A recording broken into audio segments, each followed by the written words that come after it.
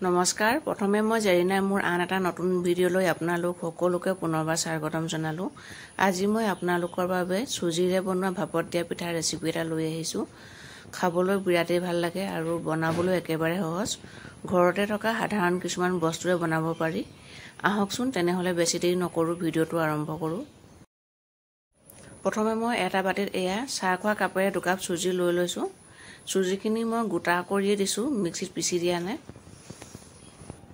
তাৰ পাছতে সেই একেটা কাপৰ জোখতে আধা কাপতকৈ অলপ বেছি গোটা চেনি লৈছো। চেনি যদি আপোনালোকে খাই ভাল পায় তেনেহলে সম্পূৰ্ণ একাপো দিব পাৰে।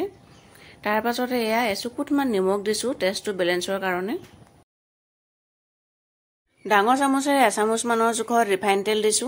আপোনালোকে ৰিফাইন তেলৰ সলনি ঘিউ দিব পাৰে। এতিয়া শুকান সামগ্ৰীখিনি ৰিফাইন তেলৰ লগত ভালকৈ মিক্স কৰি লম। এইখিনি ভালকৈ মিক্স কৰাৰ পাছত তাৰপাছতে আমাক লাগিব গাখীৰ। গাখীৰখিনি মই ৰুম টেম্পাৰেচাৰ থকা গাখীৰ লৈছো। আগতে গৰম কৰি ঠাণ্ডা কৰি লৈছো। এতিয়া ভালকৈ এবাৰ গাখীৰখিনি সানি লৈছো চুজিৰ লগত। তাৰ পাছতে আৰু একাপ গাখীৰ দি দিছো। আপোনালোকে গাখীৰ সলনি পানীও ব্যৱহাৰ কৰিব পাৰে, কিন্তু গাখীৰ দিলে খাবলৈ বেছি টেষ্টি হয় পিঠাটো।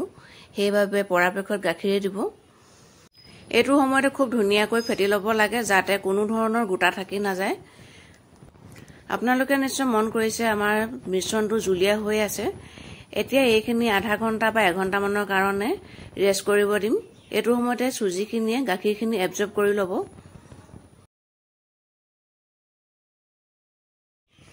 1 ঘণ্টা মানৰ পাছত এয়া ঢাকোনখন দাঙি চাইছো, এয়া দেখিছেনে চুজিখিনিয়ে গাখীৰখিনি ধুনীয়াকৈ এবজৰ্ব কৰি লৈছে। মিশ্ৰণটো এনেকুৱাই হ'ব লাগে। দেখিছেনে বেটাৰটো কিমান ডাঠ হৈ পৰিলে। এতিয়া সৰু চামুচেৰে এচামুচৰ জোখত বেকিং পাউডাৰ দিছো আৰু বেকিং পাউডাৰখিনি ভালকৈ মিক্স কৰি লৈছো।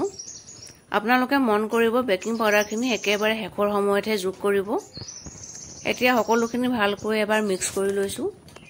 বেকিং পাউডাৰ বা বেকিং সোডা দিলে পিঠাটো ফুলিও আহে আৰু খাবলৈ কোমলো হয়। এয়া দেখিছেনে কনসিস্টেন্সিটো এনেকুৱাই হ'ব লাগে। খুব বেছি ডাঠো হ'ব নালাগে আৰু খুব বেছি পাতলো হ'ব নালাগে।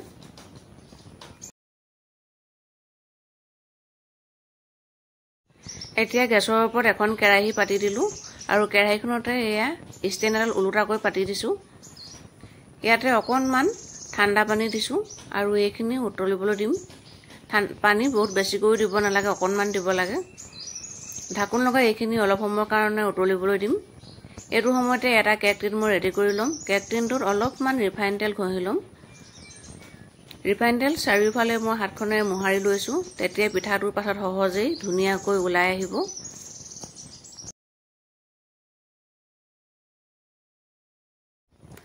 এতিয়া চুজিৰ মিশ্ৰণটো মই কেক টিনটোত ঢালি লৈছো।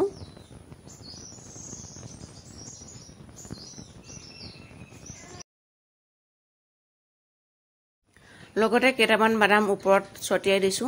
আপোনালোকে যিকোনো ড্ৰাই ফ্ৰুটছ দিব পাৰে। যদি ড্ৰাই ফ্ৰুটছ দিয়াটো পছন্দ নকৰে তেনেহলে নিদিয়াকৈও বনাব পাৰে। মোৰ ওচৰত বাদাম আছিল বাবে মই দি দিছো। এতিয়া কেৰাহীৰ ঢাকোনখন দাঙি চাইছো, এয়া চাওক পানীখিনি ধুনীয়াকৈ উতলি আহিছে। এতিয়া সাৱধানে কেক টিনটো বহাই দিব আৰু গেছৰ ফ্লেমটো লোত ৰাখি এইখিনি 45 মিনিট মানৰ কাৰণে সিজিবলৈ দিব। এয়া 45 মিনিট মানৰ পাছত মই ঢাকোনখন সাৱধানে দাঙি চাইছো। এয়া চাওক কেক চেক কৰাৰ নিচিনাকৈ চেক কৰি চাইছো। হলাডালত অলপো কেঁচা বেটা লাগি অহা নাই, মানে আমাৰ পিঠাটো সিজি গৈছে। এতিয়া মই গেছৰ চুইচটো অফ কৰি দিম আৰু সাৱধানেৰে নমাই থৈছো। এইটো ঠাণ্ডা হোৱাৰ পাছতহে উলিয়াব, নহলে ভাঙি যাব পাৰে। এয়া ঠাণ্ডা হ'ল আৰু মই এখন চামুচেৰে সাইডটো এৰুৱাই লৈছো। এতিয়া পিঠাটো মই এখন প্লেটলৈ উলিয়াই ল'ম। এয়া দেখিছে পিঠাটো কিমান ধুনীয়াকৈ ওলাই আহিছে ঠাণ্ডা হোৱাৰ কাৰণে। যদি গৰমৰ অৱস্থাত আপোনালোকে পিঠাটো উলিয়াব বিচাৰে তেনেহলে ভাঙি যাবও পাৰে। এতিয়া মই পিঠাটো কাটি দেখাইছো।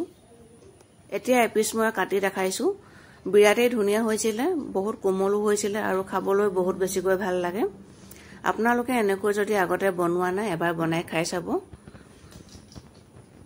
মোৰ ভিডিঅ'টো চাই যদি ভাল পালে তেনেহলে লাইক কমেন্ট শ্বেয়াৰ কৰিব আৰু মোৰ চেনেলত যদি আপুনি নতুন বাৰলৈ আহিছে তেনেহলে মোক নিশ্চয় সাবস্ক্ৰাইব কৰি দি আগবঢ়াই লৈ যাব বুলি আশা কৰিছো।